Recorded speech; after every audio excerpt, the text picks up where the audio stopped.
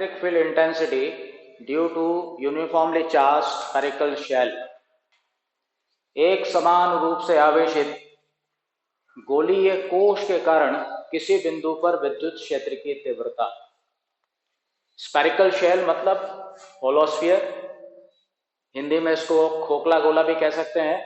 तो यहां पर एक गोलीय कोश है जो समान रूप से आवेशित है। ये गोलीय कोश कंडक्टर भी हो सकता है, नॉन कंडक्टर भी हो सकता है, दोनों के लिए सिमिलर है, एक जैसा होगा। तो यहां पर आर त्रिज्या का स्फेरिकल शेल हमने लिया है जिसका सेंटर O है और उसके ऊपर Q आवेश समान रूप से वितरित है। हमें इसके कारण तीन बिंदुओं पर विद्युत क्षेत्र की तीव्रता ज्ञात करनी है। Outside the spherical shell, on the surface of spherical shell and inside the spherical shell. गोलीय कोश के बाहर, गोलीय कोश के पृष्ठ पर व गोलीय कोश के अंदर। तो सबसे पहले हम बात करते हैं गोलीय कोश के बाहर, आउटसाइड द स्फेरिकल शेल। बाहर विद्युत क्षेत्र की तीव्रता हमें ज्ञात करने के लिए मान लेते हैं कि प्रेक्षण बिंदु P है जो r दूरी पर है, यहां पर विद्युत क्षेत्र की तीव्रता हमें ज्ञात करनी। क्योंकि गॉस के प्रमेय का उपयोग हम कर रहे हैं, इस वजह से हमें एक गॉसीय पृष्ठ की कल्पना करनी होगी जो स्मॉल r त्रिज्या का एक खोखला गोला है। इसके ऊपर एक अल्पांश हमने लिया ds, इसका सदिश वेक्टर ds तथा विद्युत क्षेत्र की तीव्रता वेक्टर E, दोनों एक ही दिशा में है, इस वजह से इनके बीच में कोण 0 होगा। अतः गॉसियन पृष्ठ से संपूर्ण विद्युत फ्लक्स हम निकालें तो हम जानते हैं कि संपूर्ण विद्युत फ्लक्स पाई बराबर surface integration of ds E ds cos 0। Why? Because vector ds and vector E both are acting in the same direction, दोनों एक ही दिशा में है, इसलिए फाई इक्वल्स E कांस्टेंट है, बाहर आ जाएगा सरफेस इंटीग्रेशन ऑफ ds और phi equals to E into 4 pi small r square, जहां पर 4 पाई स्मॉल r स्क्वायर गॉसीय जो पृष्ठ है उसका क्षेत्रफल।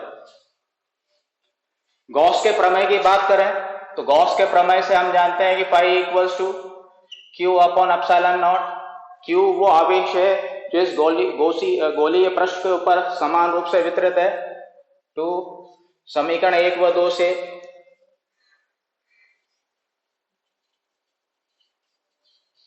क्या मिलेगा? E into 4 pi r square equals Q upon epsilon not और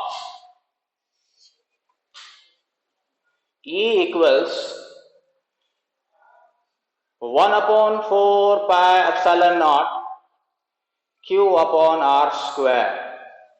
मैंने जानबूझ को इसको इस तरह से लिखा है ताकि हमें समझ में आए कि विद्युत क्षेत्र की तीव्रता P बिंदु पर इस स्फेरिकल शेल की वजह से जो मिल रही है वही एक पॉइंट चार्ज की वजह से भी मिलती है, जिसका ये मतलब है कि यहाँ पर जो आवेश इसके पृष्ठ पर समान रूप से वितरित है वो इस प्रकार से बिहेव कर रहा है मानो सारा का सारा आवेश केंद्र O पर स्थित हो, जिसके कारण r दूरी पर बिंदु P पर विद्युत क्षेत्र की तीव्रता 1 upon 4 pi epsilon naught Q upon r square.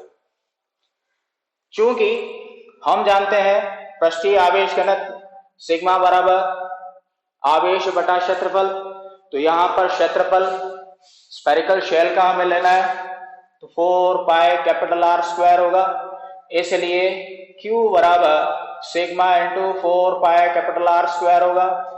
ये मान समीकरण 3 में रखने पर E equals sigma 4 pi capital R square upon 4 pi epsilon naught small r square. 4 पाई से 4 पाई कैंसिल हो जाएगा, इसलिए E बराबर sigma r square upon epsilon naught small r square Newton per coulomb. यह इस गोलीय कोश के कारण बाहर किसी बिंदु पर विद्युत क्षेत्र की तीव्रता का सूत्र है। This is expression for electric field intensity outside the spherical shell. Now we are going to find out value of electric field intensity on the surface, अगर ये पृष्ठ पर बिंदु होता तो ऐसी स्थिति में गॉसीय पृष्ठ की जो त्रिज्या होती स्मॉल आर कैपिटल आर के बराबर हो जाता। इसलिए अगर इसको हम समीकरण 4 करते हैं तो समीकरण 4 से we can write E equals sigma capital R square upon epsilon naught capital R square। Small r की जगह कैपिटल R रख सकते हैं, ये कैंसिल हो जाएगा और E equals sigma upon epsilon naught Newton per coulomb.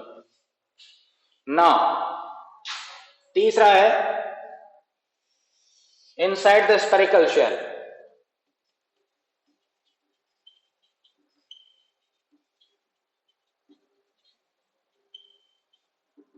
गोलीय कोश के अंदर स्फेरिकल शेल के अंदर अगर हम निकालें तो हम ये जानते हैं कि जितना भी आवेश दिया गया है इसके पृष्ठ पर वितरित है, अंदर कोई आवेश नहीं है।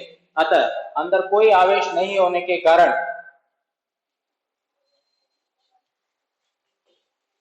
कोई भी गॉसीय पृष्ठ की कल्पना अंदर करें उससे संबद्ध विद्युत फ्लक्स शून्य होगा। इस वजह से स्फेरिकल शेल के अंदर विद्युत क्षेत्र की तीव्रता E बराबर 0 होगी। तो हमने क्या पाया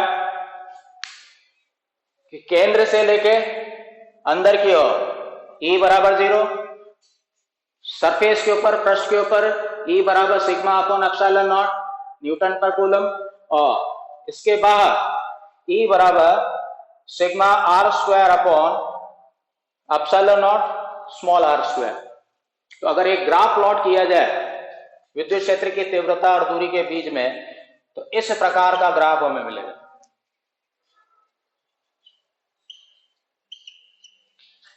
इधर तीव्रता है, इधर दूरी है। तो केंद्र से लेकर मान लेते हैं यहां पर जो दूरी है ये त्रिज्या के बराबर है। तो केंद्र से लेकर त्रिज्या तक कोई आवेश नहीं होने के कारण अभी अभी हमने देखा विद्युत क्षेत्र की तीव्रता शून्य होगी। इस वजह से ये ग्राफ यहाँ पर मैक्सिमम वैल्यू पर होगा, यहां कुछ नहीं होगा, लेकिन उसके बाद इसके इनवर्सली प्रोपोर्शनल होने की वजह से ऐसा ग्राफ प्राप्त होगा। Note it down please.